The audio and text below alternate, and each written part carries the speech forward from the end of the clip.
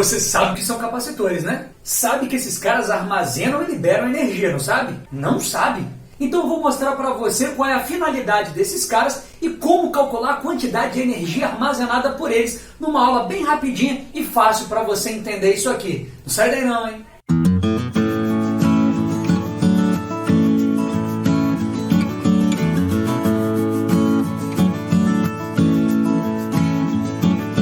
Fala galera, aqui quem fala é o professor Eduardo Famoso Quadrado, o seu professor de física. E na aula de hoje a gente vai dar continuidade ao estudo dos capacitores. Bem, a gente já viu o que era um capacitor, como se monta um capacitor por placas paralelas e como a gente calcula a capacitância de um capacitor e qual é a relação entre carga e a tensão num capacitor. Se você não sabe quais são essas relações e o que é um capacitor, acessa o vídeo que eu vou deixar aqui para você, que é um vídeo que já foi postado aqui no canal, tá beleza? Então vamos entender qual é a finalidade de um capacitor. Um capacitor ele tem que basicamente armazenar carga dentro dele e depois dessa carga armazenada dentro dele, ele libera essa carga. Só que ele libera essa carga toda de uma vez, né? Diferentemente de uma pilha ou de uma bateria.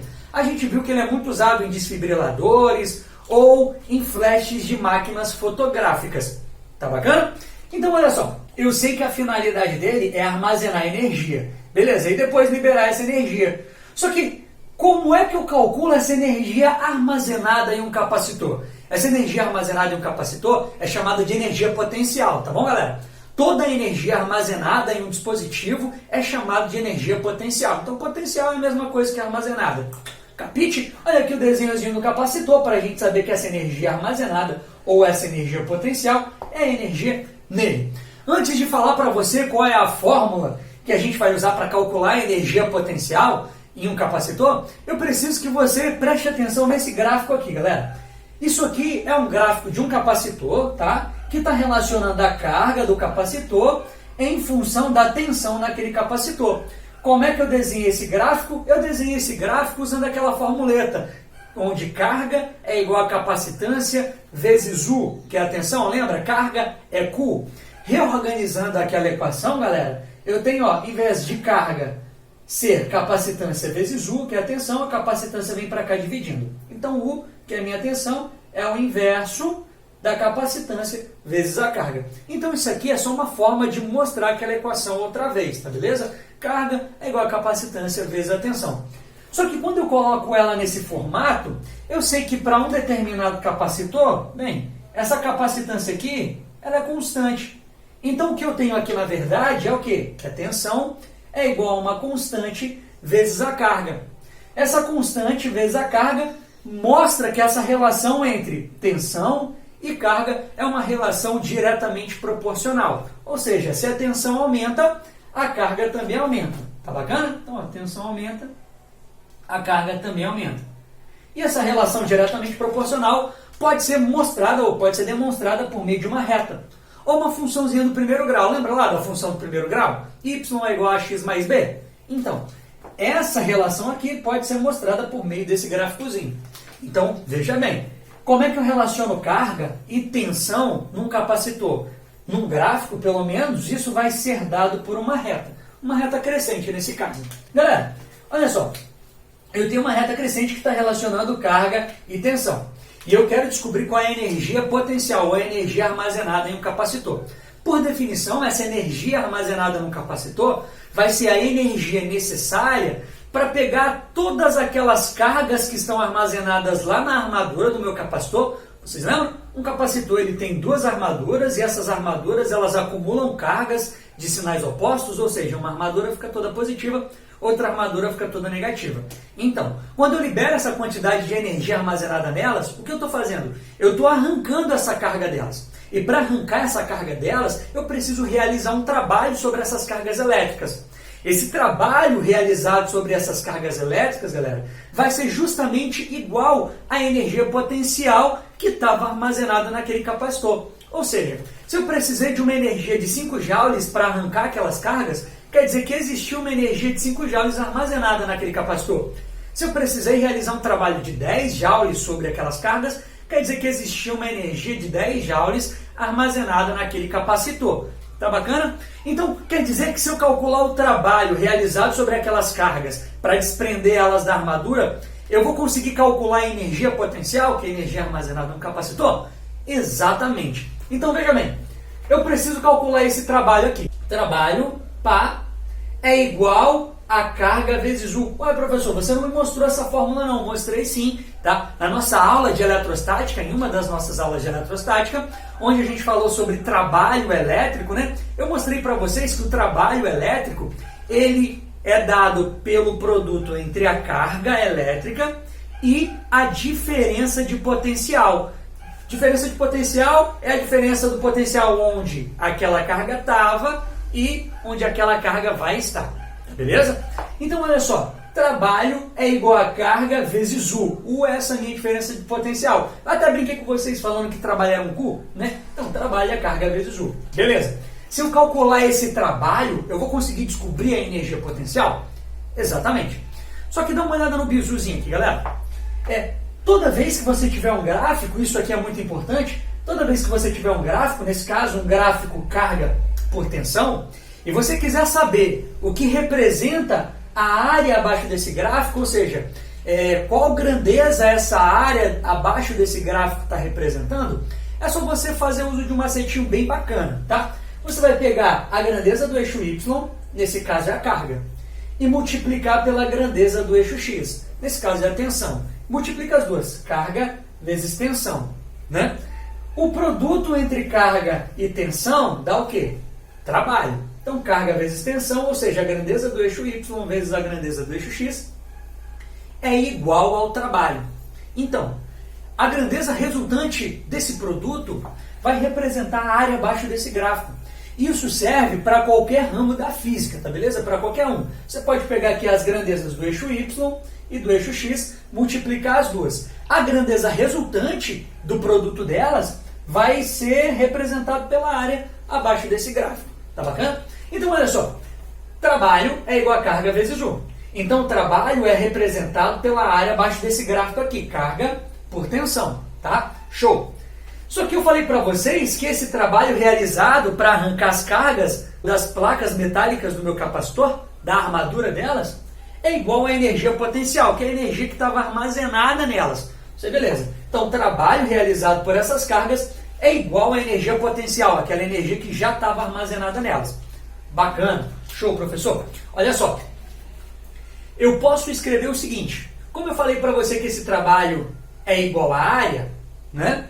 Então, essa área é igual à energia potencial. Porque, veja, o trabalho é igual à área. Bacana. E o trabalho é igual à energia potencial. Por consequência, a área é igual à energia potencial. Só que eu vou escrever dessa forma. A área é igual à energia potencial. Ou seja, a área desse gráfico carga por tensão é igual à energia potencial, que é a energia armazenada no meu capacitor. Só que fisicamente isso não faz sentido. Porque a área é área. E energia é energia. As unidades são diferentes. A área é dada às vezes em metro quadrado, quilômetros quadrados, centímetros quadrados. E a energia é dada em joule. Então não faz sentido dizer que essas duas coisas são iguais, né? Mas eu posso falar que elas são equivalentes de alguma forma. Então, olha, aqui em cima desse sinal de igualdade, eu coloco a letra N, que significa numericamente, ou seja, tem o mesmo valor numérico. Então, a área abaixo do gráfico carga por tensão é numericamente, ou seja, tem o mesmo valor numérico, mas não a mesma unidade, né? Que a energia potencial, que é a energia armazenada aqui dentro. Só dá uma olhada que a área aqui, ó, essa areazinha aqui, galera, ela é um triângulo. E a gente sabe calcular a área de um triângulo, não é? A área de um triângulo é base vezes altura dividido por 2. Porra, bacana, base vezes altura dividido por 2. A base aqui é quem? A tensão, U. E a altura? A carga, Q. Então vai ser base vezes altura, Q vezes U. E dividido por 2. Olha aqui. A área é numericamente igual à energia potencial, que é a energia armazenada.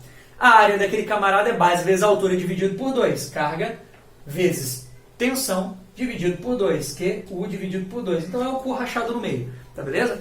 Então como é que eu calculo a energia potencial armazenada em um capacitor? É um Q rachado no meio. Que doideira, né? Q sobre 2. Tá bacana?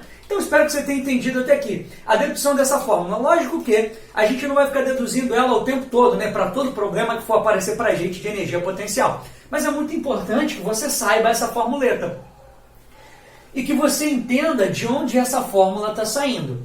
Se isso é possível, se você consegue fazer isso, porra, tá jóia, sensacional, beleza? Então vem comigo aqui, molecote. Só um bisuzinho aqui, porque não é essa a única fórmula que a gente vai usar para calcular a energia potencial em um capacitor, não, tá bom? Se a gente for observar aquela fórmula, né, que a gente viu na aula passada, que eu já coloquei o linkzinho aqui para você, que é a formuleta de capacitor, que diz que a carga armazenada em um capacitor é igual a capacitância vezes U, que é a tensão. Se eu pegar essa formuleta e substituir nessa aqui de cima, por exemplo, se ao invés da carga aqui eu substituir por Q, vai ficar CU, que é Q, vezes U, dividido por 2. CU vezes U, dividido por 2, vai dar quem? CU ao quadrado, dividido por 2. Então isso aqui é uma outra fórmula que eu posso usar para calcular a energia potencial. Se eu fizer uma substituição aqui, ó, dessa fórmula em U, eu vou obter essa outra formuleta aqui, ó, que é ao quadrado, dividido por 2C, tá? Então você pode fazer essa dedução, é bem simples de ser feito, eu só quero mostrar para você que existe mais de uma fórmula para a gente calcular a energia potencial, ou aquela energia armazenada em um capacitor. Então 3 formuletas aqui para nós, né? Q rachado no meio, Q ao quadrado sobre 2 e Q ao quadrado sobre 2C, tá? É bem interessante que você grave essa fórmula aqui, que você tenha essa fórmula em mente, e aí se você precisar reorganizá-la de alguma forma, reorganiza ela usando essa formuleta aqui, ó, que é aquela fórmula básica de capacitores, tá? É melhor do que você ficar decorando várias fórmulas. Então é melhor entender do que decorar.